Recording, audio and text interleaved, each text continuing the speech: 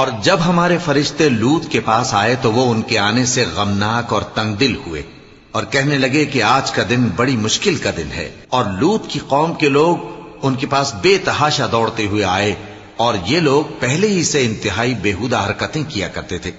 لوط نے کہا کہ اے بھائیو، یہ جو میری قوم کی لڑکیاں ہیں یہ تمہارے لیے جائز اور پاک ہیں، تو اللہ سے ڈرو اور میرے مہمانوں کے بارے میں مجھے بے آبرو نہ کرو۔ کیا تم میں کوئی بھی شائستہ آدمی نہیں؟ وہ بولے، تم کو معلوم ہے کہ تمہاری ان بیٹیوں کی ہمیں کچھ حاجت نہیں، اور جو ہماری غرض ہے اسے تم خوب جانتے ہو۔ لوط نے کہا، اے کاش مجھ میں تمہارے مقابلے کی طاقت ہوتی، یا میں کسی مضبوط قلعے میں پناہ لے لیتا۔ فرشتوں نے کہا، اے لوط، ہم تمہارے پروردگار کے فرشتے ہیں، یہ لوگ ہرگز تم تک نہیں پہنچ سکیں گے، تو کچھ رات رہے سے اپنے گھر والوں کو لے کر چل دو، اور تم میں سے کوئی شخص پیچھے مڑ کر نہ دیکھے۔